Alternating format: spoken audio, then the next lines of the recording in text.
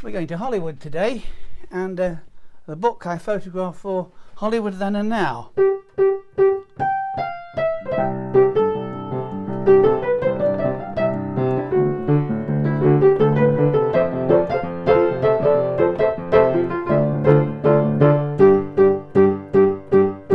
Hooray for Hollywood, that's Career Valley Hall, Hollywood, where any office boy or young mechanic can be a panic with just a good-looking pan, and any shop girl can be a top girl if she pleases a tired businessman.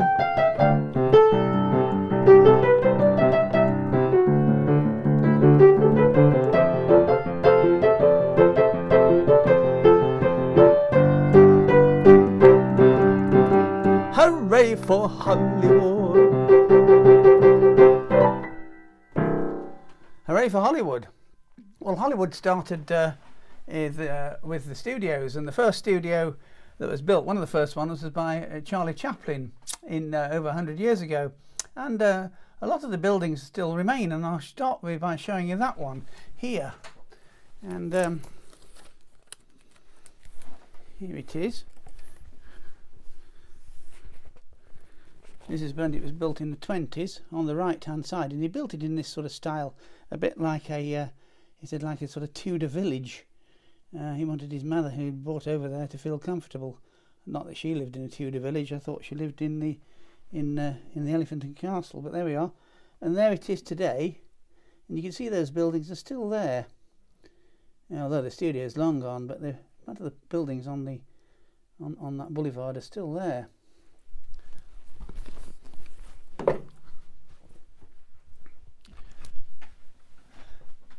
I lived for a short time in near Hollywood in 1981, when we exchanged a house in London for one over there, and it's right opposite in Culver City, not far from the studios we're going to look at in a minute. And I went back again, we did in '83, and I've been back there several times since. But the studio I'm talking about is this one, and it's probably the most famous one, and in fact it did say about itself, it said, "We've got more stars than in heaven." So you can probably guess which one it is. Yes, it's MGM. Here's a picture I found of, you can see, of Alfred Hitchcock driving out in his Mercedes in 1959 when he was actually filming North by Northwest. Now it looks like this, and it's a Sony Pictures Enterprise, but apart from that it's pretty much the same, with the sound studios and everything there. And we lived in a house that was had been built for an American who actually played a lot of English parts. He had perfected the English accent, so we thought, well, Cameron Mitchell. And so the house that had been provided by MGM opposite the studios that we lived in was built in the, well, you guessed it, the Tudor style.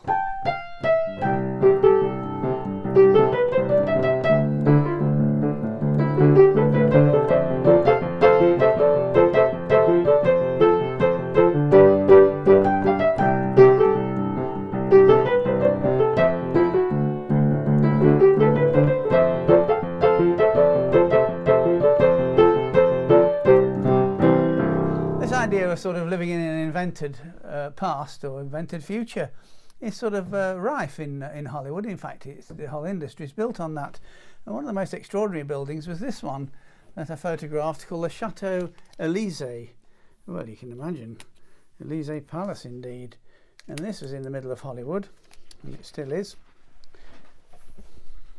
And this was a place where apartments were lived in by Humphrey Bogart,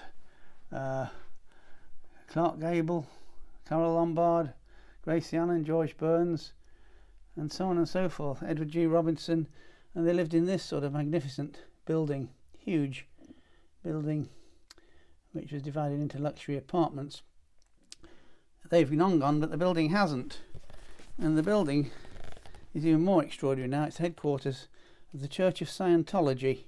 It's absolutely vast, huge, expensive. I was shown around. They're very polite. They showed me around, took photographs, ended up with this one, and you wonder how something like that can be sustained. I mean, who are all these Scientologists? Well, you'll find lots of them in Hollywood, not just in movie stars, but in directors and in the the whole industry really, and more than probably anywhere else.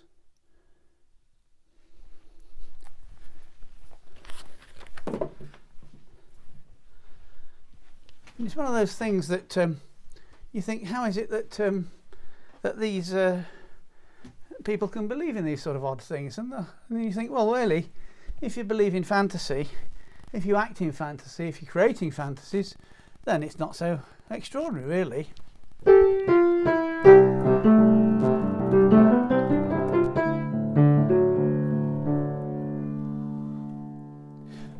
I was trying to get my head round Hollywood when I was photographing it, so I'd often go and sit in the Formosa Cafe. The Formosa had a reputation. It was a famous place. It's a place where movie stars and others used to, when they're at the end of the day's filming, they used to go and meet there and drinks and things like that. And it was and it's still there. And it was there that I was thinking about how Hollywood came to be the way that it was. I mean, one of the things about it is it seems to be jump on every bandwagon. I was reading in the Times this morning, I think it was Melanie Phillips complaining about how the woke agenda, how this year's Academy Awards is going to be full of woke films, and that people don't. Of course, people wrote up to the newspaper saying they agree it's awful, the whole thing. But of course, whatever the agenda is, Hollywood has always tried to be ahead of the curve, or to anticipate what people believe in or are going to believe in, because they've got to get bums on seats. They not just reflect society. They have to sort of imagine what society wants from now, not just now, but in the future. And it's an interesting thought. And this is one of the things I was thinking about when I was sitting in the Formosa Cafe, how Hollywood sort of pictures itself. Here's the Formosa Cafe. It's a very ordinary looking place on the outside, and unless you knew its fame, like a lot of the places in Hollywood, very ordinary, apart from the Church of Scientology, one or two other places, but most of them look very ordinary. This cafe, it's got all the movie stars there. That was in the 1950s, and here it is today. The V Grills not sitting in that side there. But I was thinking of these things, thinking, well, you know, James Garner used to come in and sit in here when he'd had a day's filming Maverick round the corner, or people from 77 Sunset Strip, or whatever it was. And but you know, I was thinking about these philosophical things about how, you know, I mean, Hollywood is full of schmaltz, and in fact it's the same coin. It's the reverse side of the same coin for an industry that's probably more ruthless and less schmaltzy in real time, more hard-headed than any other I know. And I was thinking of that, and I thought, actually it's more interesting to see I'm sitting here where Clint Eastwood used to sit when he was filming Rawhide.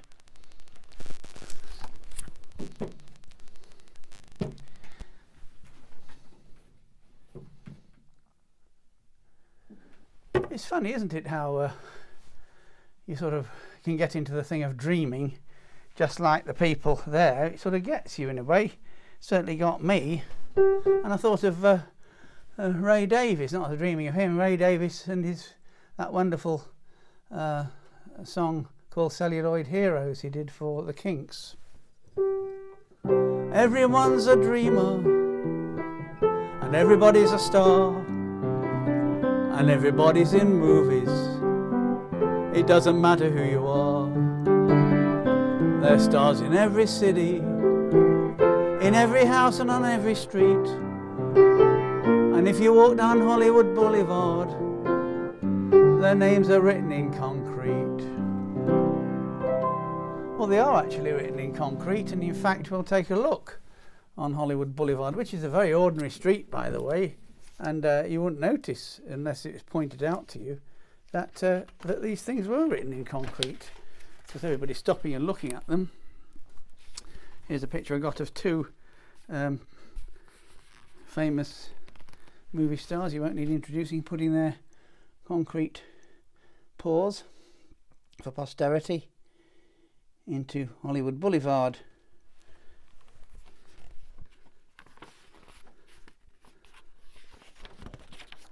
And here's I did a selection of these, all sorts of people: Michael Caine, Betty Davis, Hugh Jackman,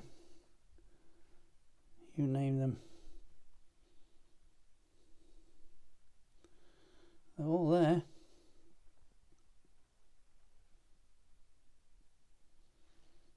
It's amazing how, well, we're doing it now, how, we are sort of fascinated by looking at things that aren't very interesting in themselves. Almost like sort of icons. Religious icons, except icons are more beautiful.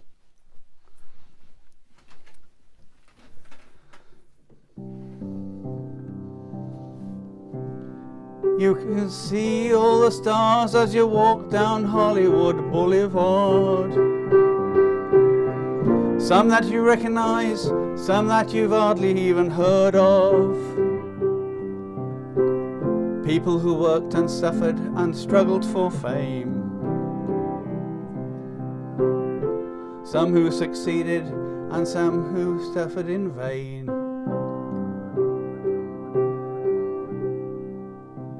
Rudolph Valentino looks very much alive.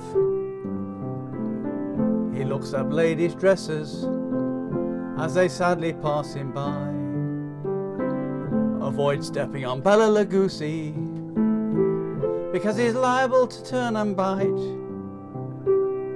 But stand close by Betty Davis because hers was such a lonely life.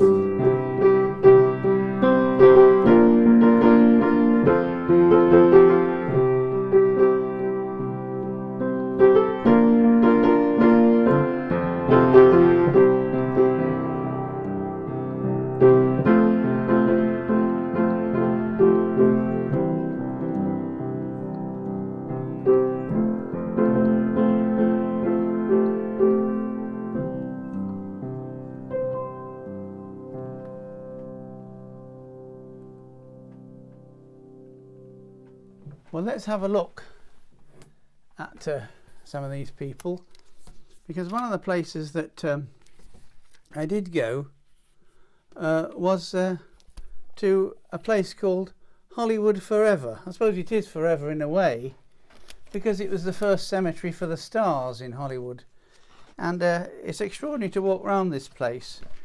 But it literally was a Hollywood then and now, if anywhere was. That's what it was built in the 1920s. It looked like then. But it sort of revamped itself. It still has these sort of things, places, you see. But it revamps itself with things like a sort of a Day of the Dead they might have. A bit like the sort of Scientology thing. People dress up and they come into the cemetery. And they have special sort of things for those who want to worship that sort of thing. And inside, of course, you've got all these things like Jane Mansfield there, and all these famous names. Strange to walk around and see them all. More strange than Hollywood Boulevard in a way. Most famous one is Rudolph Valentino, one of the first people interred there, and there's that the building, and he's being pulled up outside. Hundreds of thousands of people mourned his death. And all over America, and mostly women, of course, you can imagine. And here's that same building today with a hearse conveniently drawn up.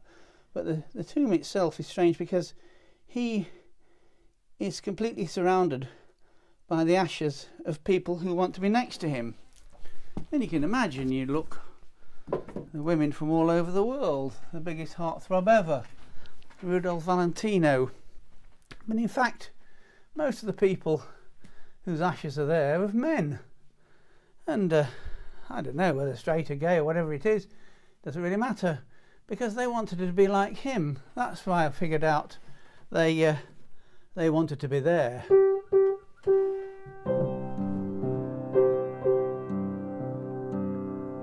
Everybody's a dreamer and everybody's a star.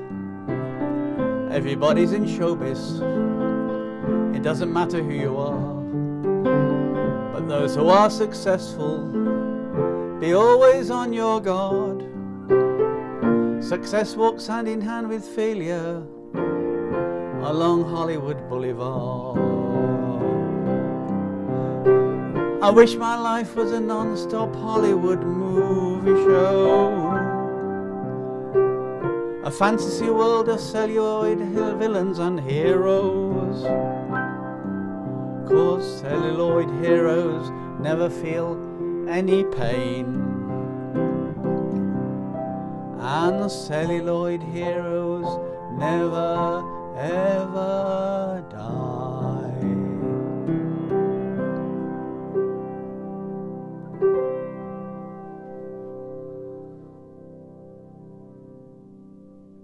About 2 years after this book was published, we were on Hollywood Boulevard and we popped into the Dolby Theatre entrance. The Dolby Theatre is the relatively new theatre as Hollywood theatres go, but it's the one where the last 25 years or so the Academy Awards have been held. And you walk in there and there's a foyer and there's a bookshop and everything like that. Well, I walked in and what did I see on the book stand right next to the cashier? For a moment it was a case of hooray for Hollywood.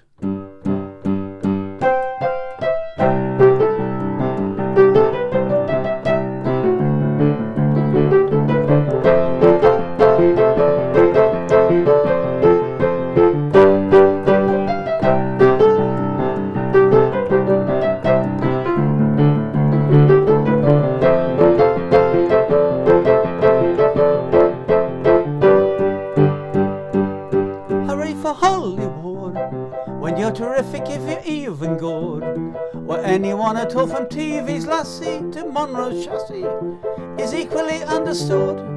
Go out and try your luck, you might be Donald Duck. Hooray for Hollywood!